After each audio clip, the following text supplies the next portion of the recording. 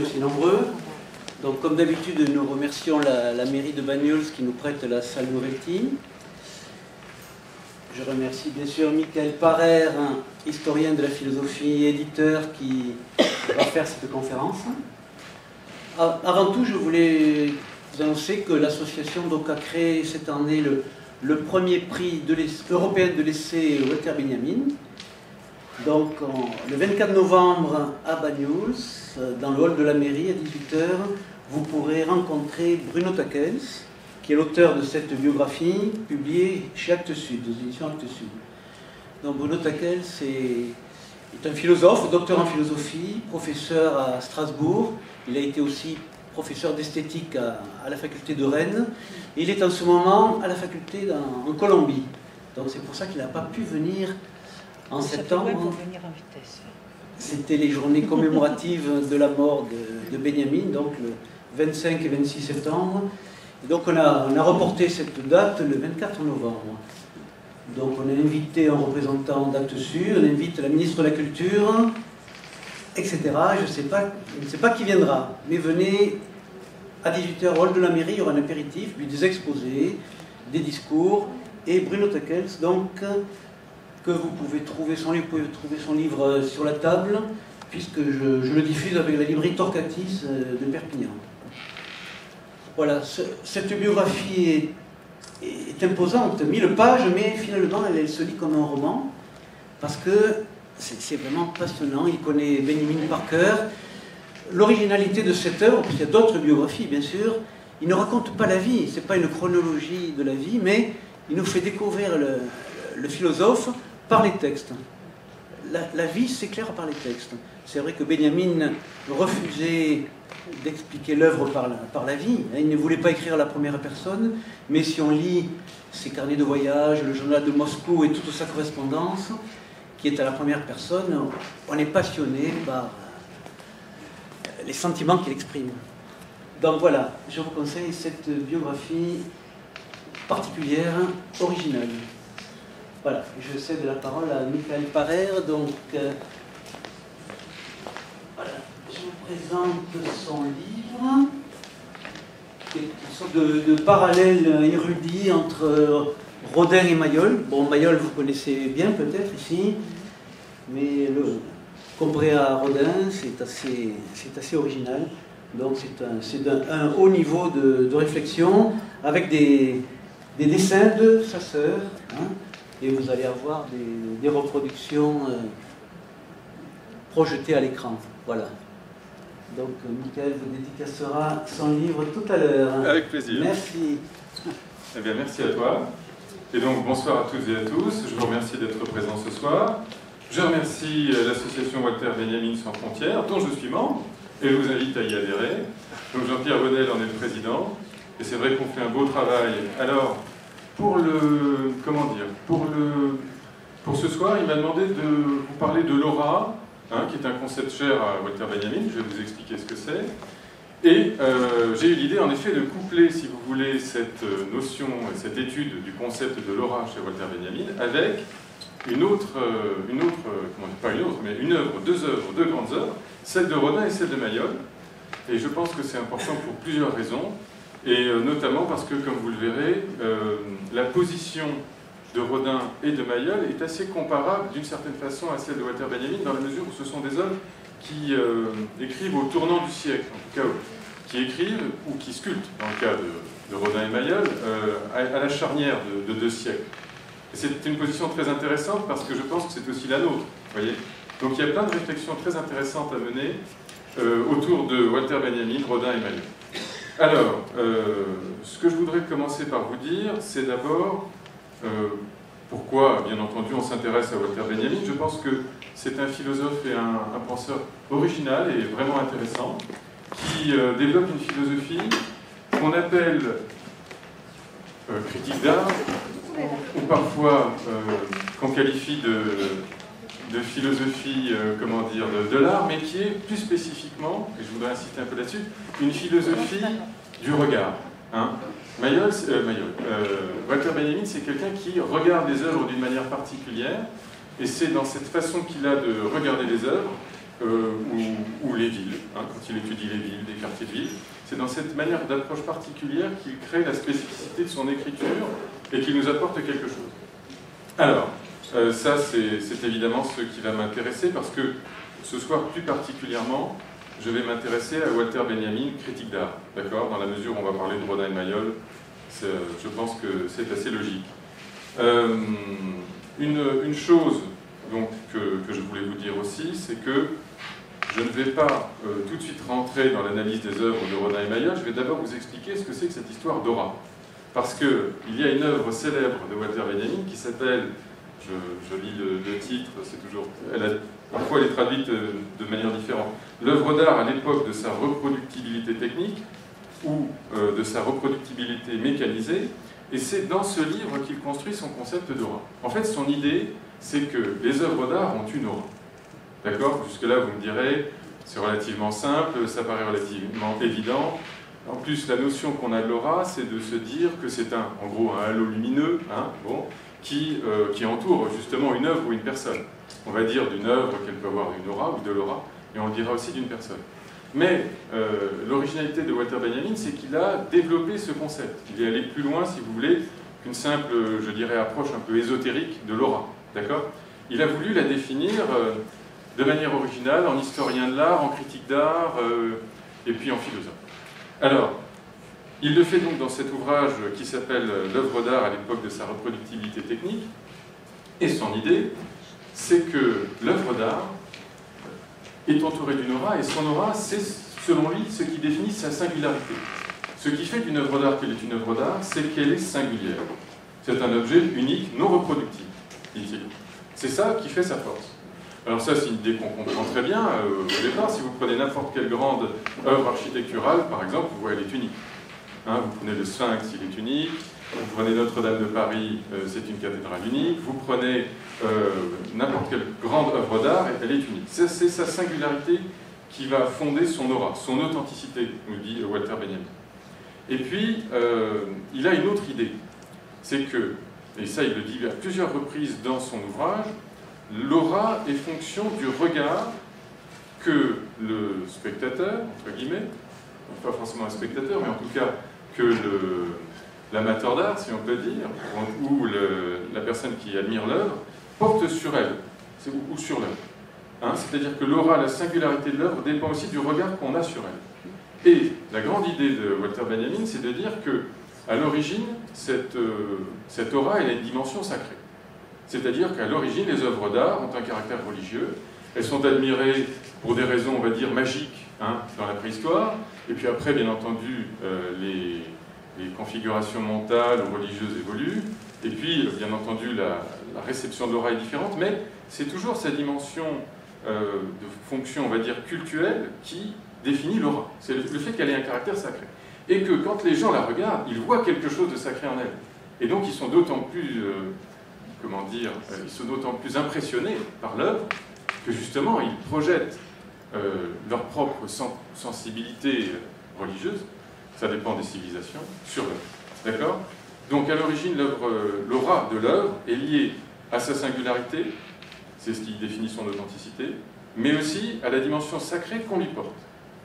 Et la réflexion qu'il se fait, et tout l'objet de sa réflexion dans ce livre, qu'il a écrit, donc l'œuvre d'art à l'époque de sa reproductibilité technique, c'est de dire, mais finalement, en fonction de l'évolution du temps, on voit que la dimension de sacré peut s'effacer. Et du fait notamment, dit-il, de la reproductibilité, c'est-à-dire du fait que certaines œuvres d'art deviennent plus aisément reproductibles. Elles perdent leur fonction de sacré parce qu'elles sont plus singulières, on peut les dupliquer, on peut les serrer, on peut les reproduire.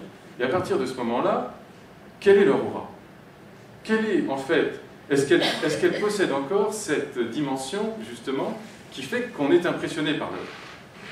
Ça, c'est tout l'objet de sa réflexion. Sa réflexion étant de dire, je la brosse à grands traits, de dire qu'il y a une aura, malgré tout, dans les œuvres modernes, mais il va falloir chercher à la définir autrement que dans la référence simplement occulte. Puisque le sacré s'effaçant peu à peu dans certaines civilisations, en tout cas dans la civilisation occidentale et européenne, c'est relativement évident, la dimension d'aura peut, elle aussi, peu à peu s'estomper. D'accord? Et c'est tout le problème justement de l'œuvre d'art. Et c'est ce qui nous intéresse aujourd'hui, c'est comment et dans quelle mesure se fait-il qu'on admire encore les œuvres d'art et qu'on trouve qu'elles ont une aura, d'accord, donc une singularité et une authenticité, alors qu'elles n'ont pas forcément la signification religieuse originale ou originelle. Il est évident, par exemple, que, nous ne croyons plus, par exemple, à la religion polythéiste des anciens Grecs, et donc, quand on regarde un temple grec, l'aura que nous y voyons n'est pas la même que celle que pouvaient y voir les Grecs, qui, eux, croyaient à ces dieux. De la même façon, si on regarde une église romane, et un tympan, prenons par exemple le tympan de Moissac, qui est très célèbre, eh bien, quand on le regarde, il est évident que nous y voyons une singularité, bien sûr, encore une originalité, mais, nous n'avons plus le même regard religieux sur ces œuvres, et donc nous ne percevons pas la même aura, même si nous en percevons une encore. Et il est évident que si on s'intéresse plus particulièrement au cas de la sculpture, c'est encore plus vrai. C'est-à-dire, si vous prenez par exemple le penseur de Rodin que j'ai dessiné dans le livre et que vous allez voir apparaître sur l'écran, c'est la première image, c'est une des nombreuses illustrations que Cécilia, donc ma sœur, a faites. C'est, je pense, l'image d'avant. Si vous regardez le penseur, vous allez voir... Non, c'était... Vous allez voir en fait qu'il s'agit d'une œuvre qui est typiquement une œuvre, entre guillemets, reproductive. C'est-à-dire que vous avez un certain nombre de reproductions que vous connaissez, que vous avez peut-être chez vous, de cette œuvre. Donc la question qu'on va être amené à se poser ce soir, c'est dans quelle mesure cette œuvre a-t-elle encore une aura? D'accord? Puisqu'elle ne s'inscrit plus dans la fonction sacrée originaire et la fonction cultuelle première des œuvres d'art qui étaient, on peut le dire clairement, inféodées à, ou en tout cas dominées, soumises à un discours religieux particulier. Donc ça va nous intéresser beaucoup.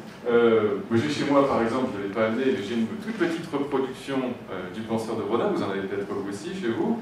Il est évident que l'aura de la petite reproduction que j'ai chez moi est beaucoup moins forte, par exemple, plutôt que celle de la sculpture que vous allez voir si vous vous rendez au musée Rodin, dans le jardin, et que vous regardez entre les arbres l'énorme figure colossale du penseur.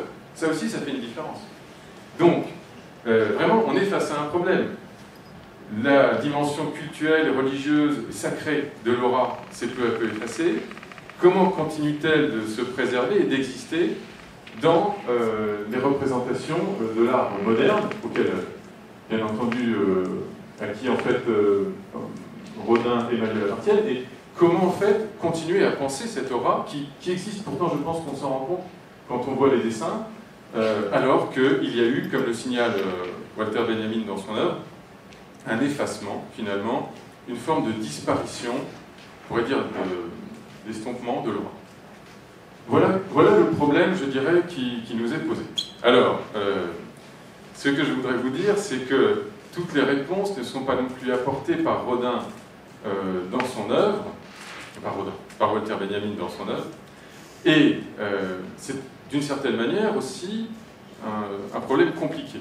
Dans l'œuvre même de Walter Benjamin, il n'y a pas toutes les réponses. Donc ce que je voudrais essayer de faire ce soir, c'est justement de continuer sa réflexion, si c'est possible, en expliquant un certain nombre de choses, et notamment donc pourquoi et comment les œuvres d'art modernes peuvent conserver leur authenticité, leur singularité, leur aura, malgré la disparition du sacré, ou son effacement relatif. Ce que je voudrais commencer par dire, et là maintenant je vais vous parler plus directement de Rodin et de Mayol, c'est que il y a une raison, à mon avis, fondamentale pour laquelle on sent quelque chose qui est de l'ordre de l'aura encore de manière très manifeste chez Rodin, c'est que lui-même s'inscrit, et il le dit dans ses textes, dans ses ouvrages, il s'inscrit encore dans une tradition qui est celle du rapport à un certain type de religiosité. Rodin, c'est un mystique. Et à chaque fois qu'il sculpte, il sculpte quelque chose qui est en rapport, alors, soit avec la damnation de l'homme, soit avec l'enfer, soit avec le paradis, mais toujours avec, en arrière-fond, en arrière-plan, un thème qui a trait à la tradition religieuse. C'est, je pense, un des éléments fondamentaux qui fait que Rodin est encore inscrit dans la tradition dont Walter Benjamin nous dit qu'elle s'efface peu à peu. Mais en même temps, Rodin, c'est un moderne. Et quand vous regardez Le Penseur, par exemple, que vous voyez là, au premier plan, eh bien, à la base, Rodin l'a pensé comme l'illustration de la divine comédie de Dante. Le Penseur, c'est Dante, d'accord, regardant les ombres, les âmes damnées qui tournent autour de lui, dans l'enfer, dans le fameux enfer de Dante. C'est donc un penseur tourmenté, mais c'est aussi un penseur inscrit, vous voyez, dans une forme d'angoisse existentielle et religieuse. Quand nous le regardons, nous ne le regardons plus vraiment comme ça. Pour nous, le penseur, je vais presque dire que c'est le philosophe. Vous voyez ce que je veux dire? On regarde le penseur, finalement, comme une figure beaucoup moins religieuse que son origine, en tout cas, de production ne le laissait penser. Parce que dans la théorie, dans la pensée de Rodin, c'est vraiment l'angoisse existentielle de la mort et dans son rapport à la religion et à la religion chrétienne qui est à l'origine de la création de sa sculpture. Alors, ça c'est un élément important. Le Rodin est encore inscrit dans une tradition dont Walter Benjamin nous dit qu'elle tend peu à peu à s'effacer, mais il a quand même un pied dedans. Il a un pied à la fois dans, on va dire, le monde ancien et dans le monde moderne. Parce que, il faut le savoir, Rodin aussi est un contemporain de la révolution industrielle qui a commencé à la fin du XVIIIe et qui a explosé complètement au XIXe, d'accord? Il meurt en 1917, Rodin. Et donc, il est totalement le contemporain du développement de la civilisation technique, d'accord? De la fameuse civilisation de la reproductibilité dont parle Walter Benjamin. Mais, en un sens aussi, il ne l'aime pas, cette civilisation qui se développe. Il lui est hostile. Et donc, il conçoit son œuvre aussi comme une résistance à cette modernité qui arrive. Et d'ailleurs, il va faire toute une série de choix personnels qui vont l'isoler. En tout cas, il va chercher à se mettre vraiment à faire un pas de côté. Il va se réfugier en banlieue parisienne parce qu'il en a marre de Paris. Il va tenter, non pas de vivre, je dirais, dans la nature comme un ours, mais quand même de s'isoler d'une certaine forme de développement économique et technique qu'il n'embrasse pas, qui ne correspond pas à son goût. Alors, c'est ce qui fait sa position originale, je pense, mais c'est ce qui définit la spécificité à lui du caractère, entre guillemets, oratique, si on peut dire, au sens de Walter Benjamin, de son œuvre. Si vous regardez Mayol et les œuvres de Mayol, là, par exemple, derrière, il y a la Méditerranée, qui s'appelle aussi à l'origine de la pensée. C'est une approche totalement différente. Elle est d'autant plus originale que Mayol, lui, n'est pas un sculpteur hanté par les questions religieuses. La religion, pour le dire de manière simple, il s'en moque. Ça ne l'intéresse pas. Et donc, quand il sculpte, il ne sculpte pas avec, au cœur, l'angoisse du religieux, l'angoisse de la mort. Il n'a pas d'angoisse liée à ce que va devenir son âme. Il s'en moque. Il sculpte la nature. Vous connaissez certaines sculptures très célèbres, on les a reproduites dans le livre. Il y a la montagne, bon, là, il y a l'air. Là, je vous ai choisi la pensée ou la Méditerranée. Et alors là, justement, la question qu'on peut se poser, c'est comment un sculpteur qui, d'une certaine façon, a rompu avec l'arrière-fond cultuel et religieux, dont je vous ai dit qu'il définissait le caractère d'authenticité et d'aura de l'œuvre d'art originelle, peut encore avoir une aura. Et ma réponse à moi, c'est de dire que, bien qu'il soit lui aussi un sculpteur moderne, comme Rodin d'ailleurs, eh bien, il s'inscrit lui aussi dans une tradition. Il n'abandonne pas complètement une certaine forme de tradition. Et la tradition dont il se réclame, lui, plus particulièrement, c'est la tradition de l'art grec. C'est un grand admirateur des sculpteurs grecs anciens, et donc, il ne va pas projeter, si vous voulez, de sensibilité religieuse dans ses œuvres, mais en s'accrochant, en s'arrimant à la tradition de l'art antique, eh bien, il continue un certain type de travail oratique, dirait Walter Benjamin, et donc il conserve à son œuvre cette dimension de spécificité qu'on peut retrouver. Alors, c'est une caractéristique de son œuvre qui, je pense, est très originale, parce que par rapport à la définition de Walter Benjamin, qui dit que l'aura est fonction, en gros, du caractère sacré de l'œuvre, d'accord ? Lui, il fait vraiment un pas de côté. Mais, en s'arrimant à cette tradition grecque, que vous connaissez sans doute un petit peu, eh bien, vraiment, il crée quelque chose, à mon sens, de fondamental. Je vais me déplacer légèrement et je vais vous montrer les œuvres qui l'ont inspiré.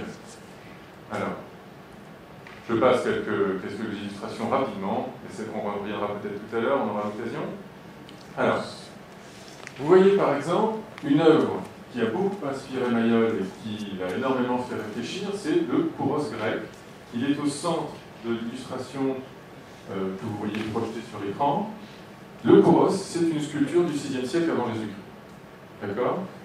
Et lui, ce qui lui plaît à Mayol, quand il voit cette sculpture, ce type de sculpture, qui est pourtant une sculpture dite archaïque du point de vue de la sculpture grecque, eh bien, c'est cette dimension de verticalité, d'immobilité, et cette dimension impressionnante en termes physiques. Vous voyez, quand vous êtes face à un Kouros grec, c'est à la limite, si vous voulez, c'est une transition entre l'art égyptien et l'art grec. Hein. Donc, ça en impose. Et c'est ça qui l'impressionne. C'est à cette tradition-là qu'il a voulu s'arrimer. Il n'a pas voulu, si vous voulez, retenir le fond religieux de ce type d'illustration en termes de sculpture, mais il s'est intéressé à cette tradition-là dans la sculpture.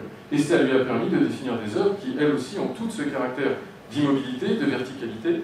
C'est ça qui définit la singularité de l'œuvre de Mayol et qui, selon moi, crée son aura, sa dimension, entre guillemets, oratique.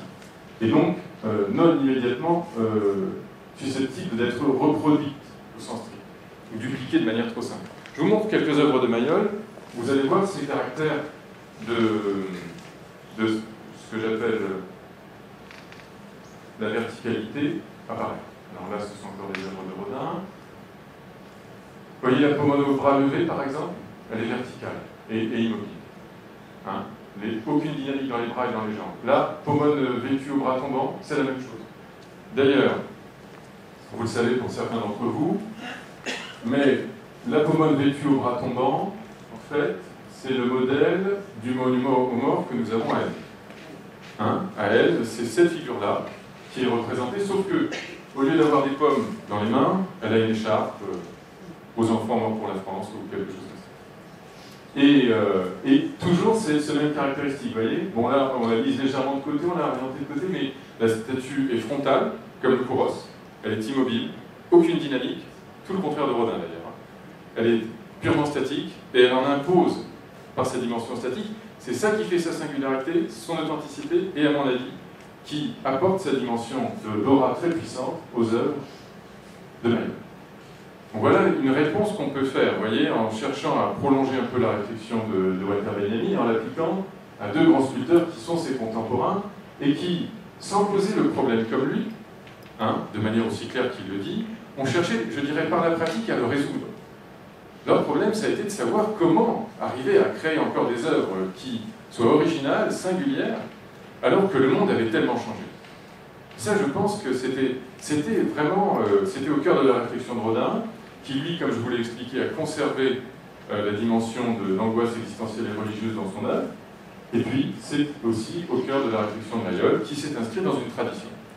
Donc je pense que, comme Walter Benjamin d'ailleurs, voilà deux sculpteurs qui sont aussi deux penseurs. Je dis deux penseurs parce qu'ils ont écrit des dialogues nombreux que je cite beaucoup dans le livre, où ils s'expliquent sur leur art.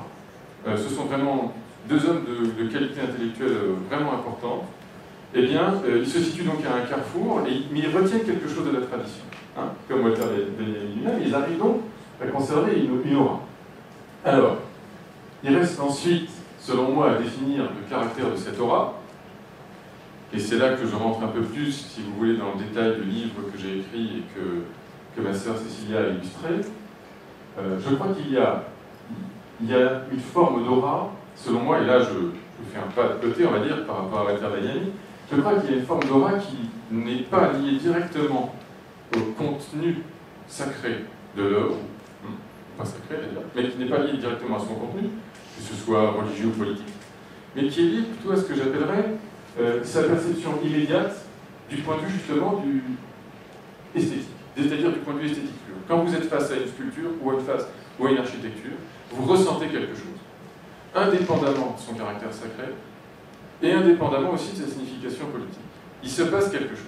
Et ce que je crois, et avoir montré dans le livre, c'est que, pour ce qui est en tout cas des deux auteurs qui m'ont intéressé, vous avez des sculpteurs ou des architectes qui s'inscrivent dans une tradition de ce que je crois l'on peut appeler l'aura du sublime. C'est-à-dire qu'en fait, quand il crée une œuvre, leur œuvre a pour effet de vous impressionner immédiatement parce qu'elle est très grande et vous vous sentez un peu écrasé par elle. Et c'est une œuvre qui va vous donner le sentiment que vous êtes tout petit, d'accord, qu'elle est très forte et très puissante. Et ça, c'est une aura qui n'est pas nécessairement liée au caractère religieux de l'œuvre. Or, quand vous regardez les œuvres de Rodin, c'est exactement ce qui se passe. Si par exemple vous allez voir le penseur qui se trouve au musée Rodin, vous allez être impressionné par cette œuvre qui vous donne le sentiment de vous écraser, de vous dominer. D'accord ? Et Kant le philosophe Kant, philosophe allemand, a une très belle définition du sublime. Il dit « Le sublime, c'est ce qui est grand absolument ». Et vous avez en effet des sculpteurs qui vont chercher à illustrer cette idée d'une grandeur absolue. Bien sûr, elle est forcément relative à la taille de l'objet, hein, bon. Mais c'est ça qui va vous laisser une marque. Et ce n'est pas nécessairement lié, selon moi, au caractère religieux de l'œuvre. Alors, même si c'est évidemment, ça peut lui être tout à fait, comme je vous l'ai expliqué, ça peut lui être lié. Si vous regardez, par exemple, la porte de l'enfer de Rodin, c'est très net. Je vais vous la montrer. Elle est ici. On l'a représentée plusieurs fois parce que c'est une porte très impressionnante. La voilà ici. Vous voyez, elle est derrière les trois nymphes de Mayol. Et puis je vais vous la montrer dans une autre version qui me semble elle aussi particulièrement significative. La voilà. Alors, voilà, ce n'est pas compliqué. Pour illustrer mon propos, je pense que cette porte a une aura, d'accord, qui dépasse sa signification religieuse, qui est purement esthétique. Si vous vous retrouvez dans le jardin du musée Rodin, à Paris, et que vous regardez la porte, sincèrement, vous avez une vraie impression forte au plan esthétique, qui est une impression liée au sublime. C'est-à-dire que vous avez le sentiment, vous avez le souffle coupé. Un petit peu, vous restez un peu éveillé. Ça, c'est typique de l'effet de sublime produit par notre œuvre. C'est ce que j'appelle l'aura du sublime. C'est une aura qui, donc, émane de l'objet artistique, d'accord, et qui a tendance à vous écraser. Mais en même temps, c'est la particularité de ce type d'œuvre, c'est que vous n'êtes pas non plus écrasé par elle. Hein. Vous n'avez pas non plus l'idée que la porte va s'ouvrir et que les enfers sont derrière. D'accord ? Et vous ressentez quelque chose qui est de l'ordre, en effet, de la confrontation à la grandeur. La porte fait 6 mètres de haut. Donc, sincèrement, quand on est face à elle, on ressent quelque chose de fort. Si vous vous rendez dans un autre lieu, qui se trouve en banlieue, où vous avez, en banlieue parisienne, où vous avez un autre musée, qui est aussi un musée Rodin, vous allez voir une porte en plâtre.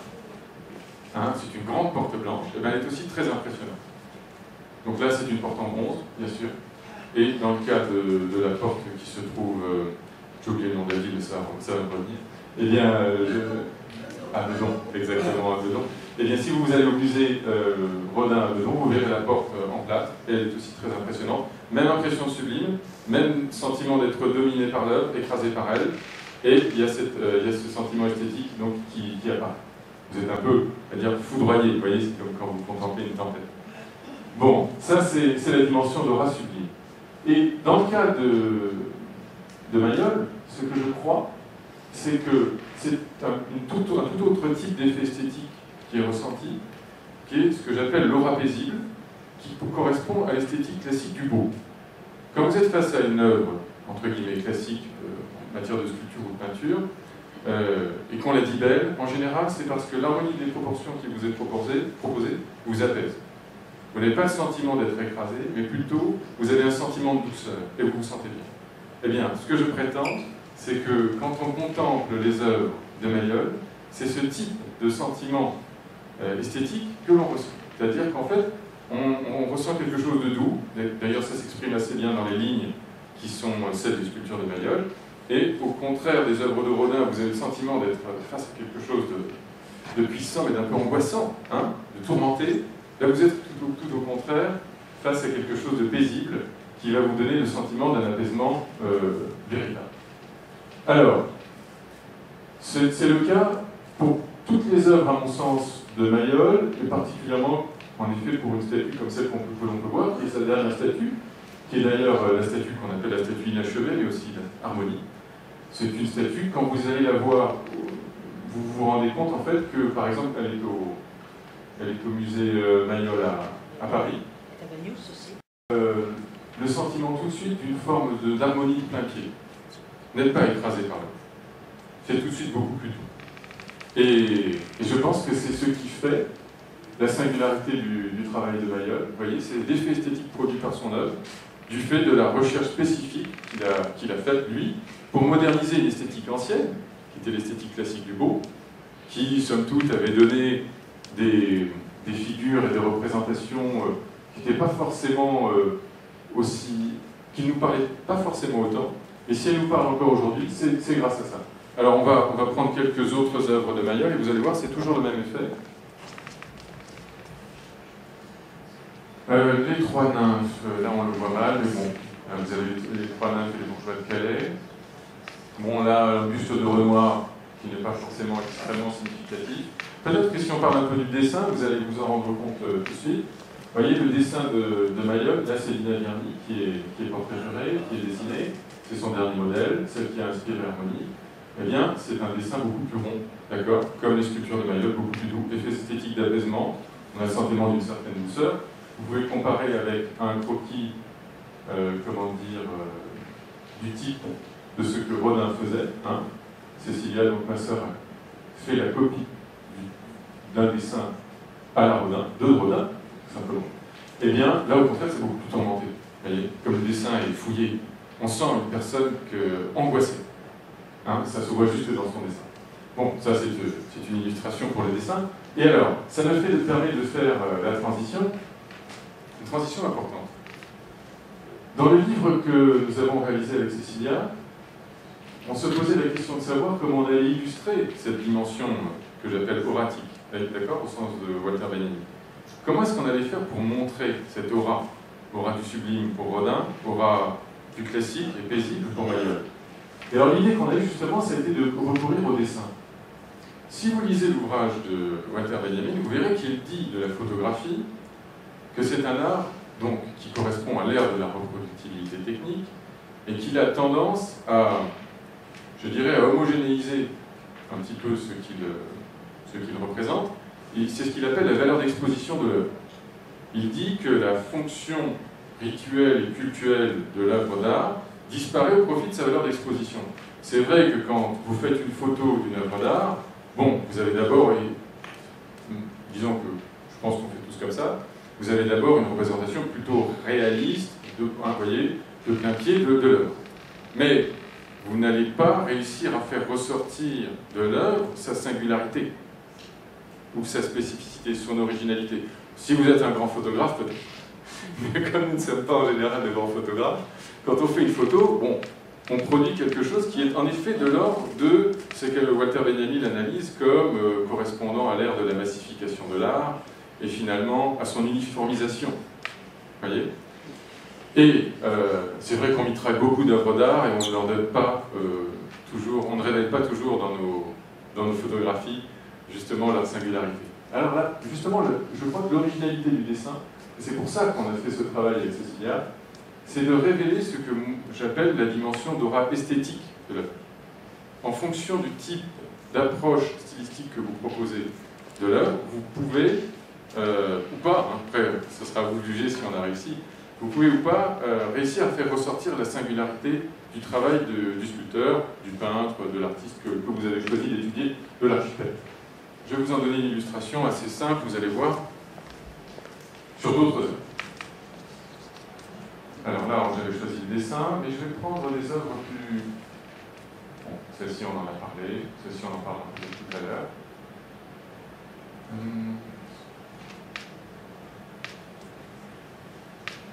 Voilà. Là, par exemple, je pense qu'on comprend bien ce qu'on a voulu faire. Moi, je prétends que quand on regarde une œuvre de Rodin, c'est une œuvre tourmentée qui s'inscrit complètement dans l'esthétique du sublime. Eh bien, pour le faire, il fallait travailler sur le noir de Rodin. Toutes les grandes sculptures de Rodin sont dans un noir très profond, très intense. Si vous allez les voir, par exemple, toujours au musée Rodin à Paris, mais il va bien y en avoir d'autres aussi, même dans notre région un peu, dans quelques musées, vous allez voir toujours un noir très intense. Et la difficulté des photos, c'est que quand vous photographiez ces sculptures dans un noir très intense, ça ne ressort pas. C'est-à-dire que ça ne ressort pas comme on veut. On a une espèce de photo réaliste, on voit que c'est un bronze, ok, mais on ne voit pas l'intensité du noir. Et justement, l'originalité, je pense, et l'intérêt du travail à l'encre, c'était de le faire ressortir. Donc vous voyez, à chaque fois, comme elle a opposé dans son dessin, dans sa peinture et dans sa représentation, et comme elle a su illustrer l'intensité du noir de Rodin, d'accord, en insistant justement avec les encres sur le noir, et elle est opposée, bien entendu, par l'art de la ligne, le caractère beaucoup plus neutre, plus doux et paisible des bronzes de Maillol. Donc c'est très important, cette histoire du noir. Vous allez le voir sur d'autres œuvres, et je pense que ça, c'est quelque chose qu'une simple photo ne fait pas ressortir clairement. Je vais vous en donner une autre illustration. Là, par exemple, c'est très net sur une œuvre qui n'est pas forcément très connue de Rodin, mais qui est extrêmement impressionnante. C'est l'Appel aux armes, que vous voyez sur la gauche. Noir très intense. C'est une sculpture qui, dans sa dimension, il y a plusieurs tailles, mais dans la petite, elle est au musée Rodin, mais il y a aussi au musée de Verdun. C'est aussi le monument aux morts. C'est un monument aux morts qu'on peut voir au musée de Verdun. Et là, c'est dans une très grande taille. C'est très impressionnant. Vous êtes complètement dans l'esthétique du sublime. Et d'ailleurs, je dirais de la guerre sublimée. Ça, c'est encore un autre sujet. Et vous voyez, l'intensité des noirs, là aussi, ressort par le dessin. Est-ce qu'une photo l'aurait fait ressortir aussi bien? Moi, je ne le crois pas. J'ai vu beaucoup d'œuvres, qui justement reproduisaient, au sens de Benjamin, vous voyez, de Benjamin, des œuvres d'art, et bien, on ne voyait jamais ce caractère de force et d'intensité ressortir autant qu'on peut le faire par le dessin. Donc il y a une fonction originale dans le dessin qui est, selon moi, de révéler la singularité de l'approche esthétique de l'artiste, et donc de l'aura de ses œuvres. C'est très important, et c'est pour ça qu'on a fait le travail comme ça. Encore un autre exemple que vous allez voir, c'est toujours pour illustrer le noir donc, du bronze de Rodin. Ils sont tous toujours très très intenses. Ça se voit un peu moins sur le monument à Balzac. C'est net, je crois, sur le penseur, dont je vous avais parlé tout à l'heure. C'est très très net, bien sûr, sur la porte de l'enfer. Ça apparaît aussi assez bien sur les bourgeois de Calais. Et qu'a-t-elle fait d'autre? On a fait plein de... Voilà, par exemple, ça apparaît bien aussi sur l'Adam, l'Adam de Rodin, sur la gauche. Si vous avez l'occasion de le voir, là aussi, c'est une œuvre très impressionnante, typique de l'esthétique baroque du sublime, modernisée par Rodin, avec une aura très puissante qui est liée à l'intensité du noir, du bronze. Et ça, c'est pas quelque chose, encore une fois, qu'une photo peut révéler. Voilà. C'est la force du dessin qui, à mon avis, seul peut le faire. Alors, en opposition justement à ça, comment faire pour illustrer ce qu'on avait appelé, ce que je viens d'appeler tout à l'heure, le caractère beaucoup plus apaisé et doux de l'aura des œuvres de Maillol. Et c'est là que Cécilia a eu l'idée, et quelqu'un qui pourrait avoir cette idée, j'aurais été bien incapable de faire le moindre dessin, c'est elle qui a eu l'idée à ce moment-là de traiter, si vous voulez, les formes toujours très rondes de Maillol par la ligne. D'accord? Beaucoup plus que par la tâche, ce qu'elle avait fait finalement avec Rodin. Et du coup, on voit mieux apparaître justement cette dimension d'harmonie paisible qui caractérise les œuvres de Maillol.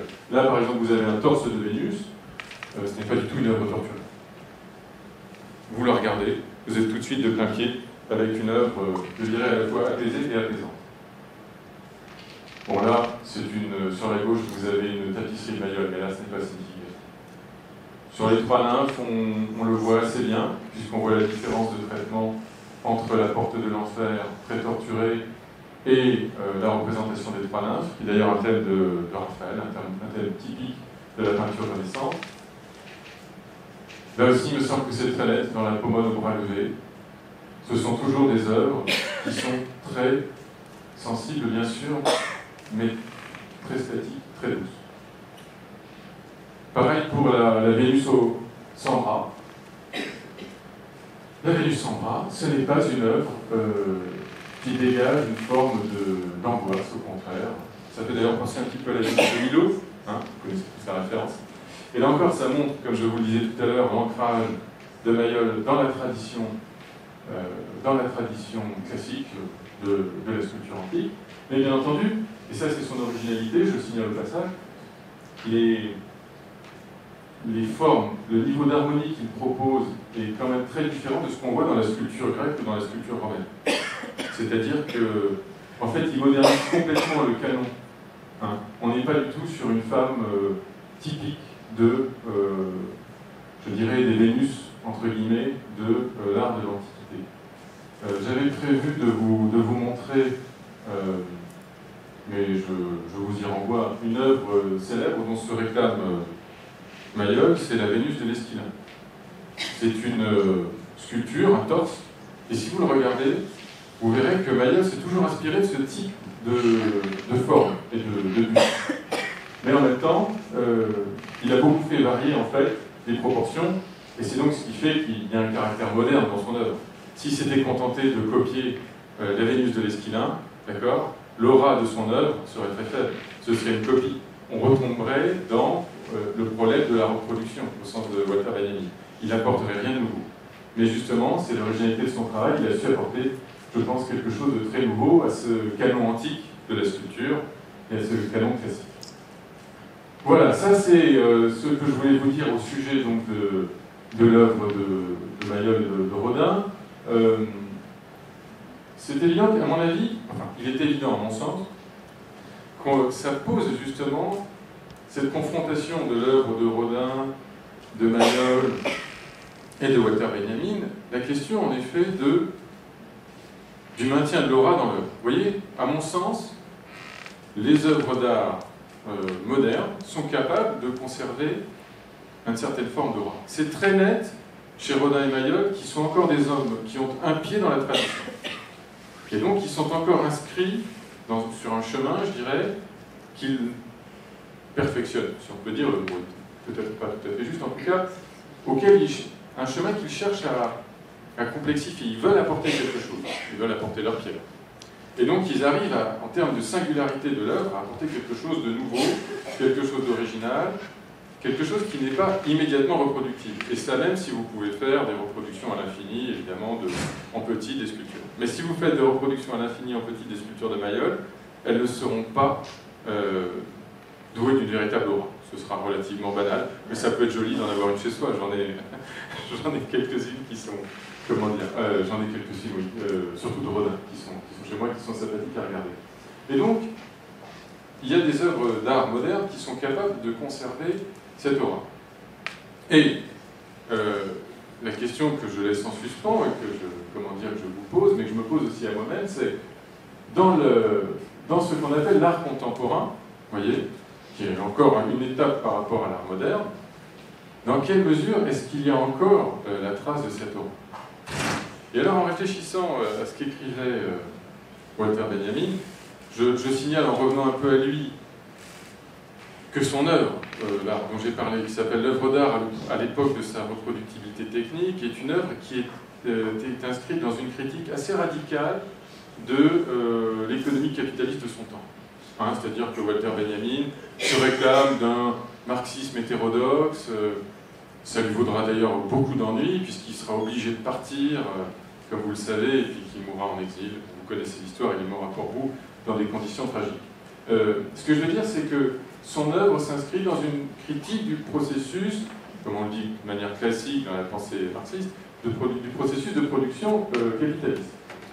Donc, si on voulait aller plus loin encore, c'est-à-dire aller un peu plus loin encore que l'étude de Rodin et Mayol, ce serait de se dire, mais finalement, les œuvres de l'art contemporain, qu'on appelle parfois l'AC, l'art contemporain, l'art que vous connaissez, qui s'est développé depuis les années 70, on va dire 70-80 essentiellement, qui a explosé dans les années 80, dans quelle mesure est-ce qu'il possède encore une aura?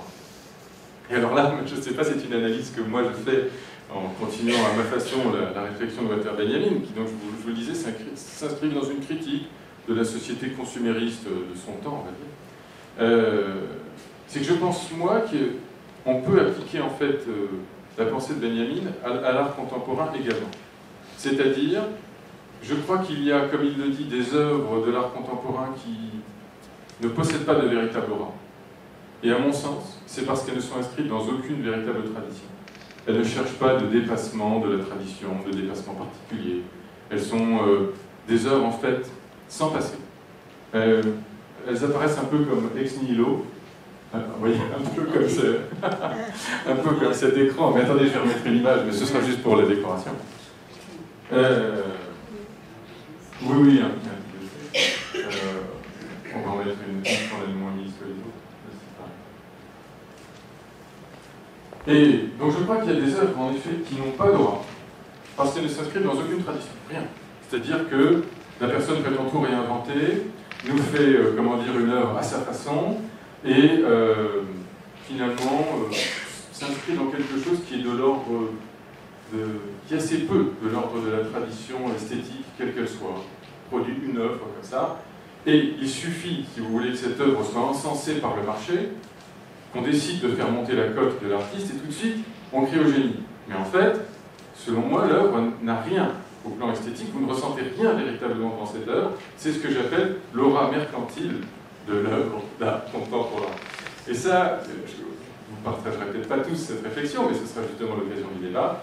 Je crois qu'il y a en effet beaucoup d'œuvres, malheureusement, dans la période contemporaine, qui sont fonction de mouvements de marché, qui n'ont pas d'aura spécifique, ni de singularité, d'authenticité en elles, qui ne s'inscrivent dans aucune tradition, et qui prétendent néanmoins nous en imposer. Et en fait, elles nous en imposent, selon moi, par leur prix. C'est-à-dire que c'est le prix de l'œuvre qui nous écrase.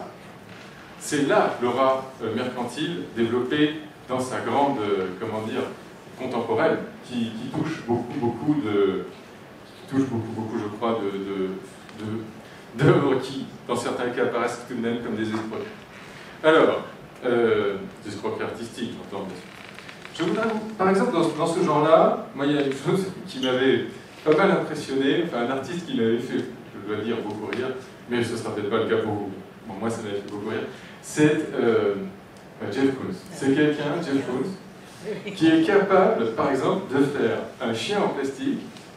Il appelle ça le balloon dog. Et vous vous retrouvez face à ça, et en fait, ce chien en plastique, n'importe qui, en effet, peut le faire. C'est une œuvre, pour moi, sans aura. Par contre, elle a une très grande valeur en termes capitalistiques. C'est-à-dire qu'il y a une cotation dans les musées, il y a un effet de marché, et donc vous vous trouvez face à une œuvre qui en impose en termes de valeur marchande. Mais en fait, en termes de valeur esthétique, elle n'en a pas, et à mon avis, au sens de Walter Benjamin, elle n'en a pas non plus. Ça fait partie des œuvres qui n'ont pas d'aura. Mais ce n'est pas le cas de toutes les œuvres, même de l'art contemporain. Je pense qu'il y a encore des œuvres dans l'art contemporain qui sont capables de produire des effets esthétiques qui nous touchent. C'est par exemple le cas, mais ça c'est, là je vous dis mon réflexion personnelle, mais j'étais assez sensible, par exemple du point de vue de l'esthétique du sublime, entre guillemets, donc des architectures un peu écrasantes, et de leur effet visuel, j'étais assez sensible par exemple aux emballages de cristaux. Je trouvais qu'il y avait dans ces emballages un effet esthétique assez impressionnant. Et donc on est face à une œuvre de cristaux, il emballe le Pont-Neuf, d'une certaine manière il s'inscrit dans une tradition, c'est le Pont-Neuf qui est emballé, vous voyez. Et il vous en impose tout de même avec son installation. Et donc, c'est ce que je veux dire. La pensée et la philosophie de l'art qu'a développée Walter Benjamin n'est pas une pensée qui viserait à condamner globalement tout l'art moderne, vous voyez, et pour nous, tout l'art contemporain. Mais qui nous amène à réfléchir sur les œuvres qui peut-être ont une certaine valeur au plan esthétique et d'autres qui n'en ont pas. Voilà. C'est la réflexion que je fais. Et alors, je reviens à Jeff Koons quand même. À mon avis, le problème est posé dans la tête de ces artistes, dans la mesure où eux-mêmes, par un discours savant, cherchent ensuite à se raccrocher à la tradition. Il a par exemple, Jeff Koons, il a par exemple fait quelque chose d'original, il a fait une espèce d'écrevisse énorme, qu'il appelle le lobster, et le lobster, si vous voulez, il l'a mis à Versailles. Et il a dit, ah, mais mon œuvre s'inscrit dans la tradition de l'illustration des figures d'animaux dans les fontaines de Versailles, et donc, voyez comme elle est moderne, et voyez en même temps comme elle est érudite. D'accord?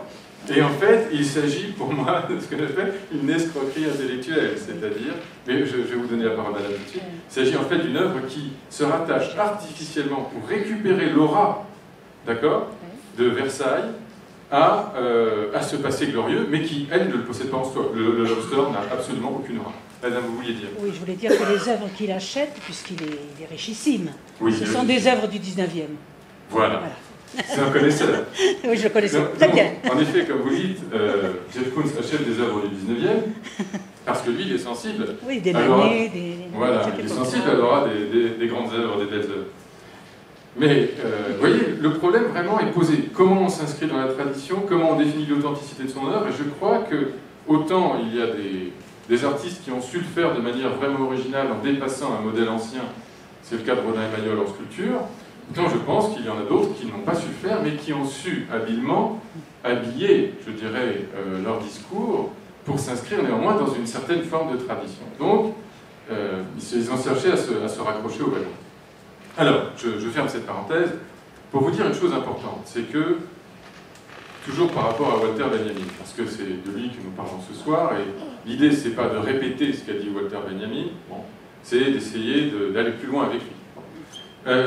Une chose quand même qu'il faut dire, c'est que il y a eu plusieurs versions de cet ouvrage qui s'appelle l'œuvre d'art à l'époque de sa reproductibilité technique, et certaines de ces versions ont été qualifiées tour à tour de conservatrices, de réactionnaires, vous voyez, dans la mesure où il disait que l'aura appartenait au passé, d'une certaine façon, vous voyez, à la dimension culturelle de l'œuvre, à sa singularité, à son authenticité, à sa non-reproductibilité, il semblait donner le sentiment qu'il était simplement dans une théorie conservatrice de l'art.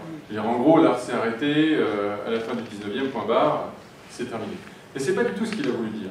Et c'est ce que j'ai voulu essayer de vous montrer en analysant les œuvres de Rodin et celles de Mayol. En fait, il nous invite à distinguer entre, selon moi, entre les œuvres qui possèdent un certain degré d'authenticité et d'aura encore, et celles qui ne le possèdent pas.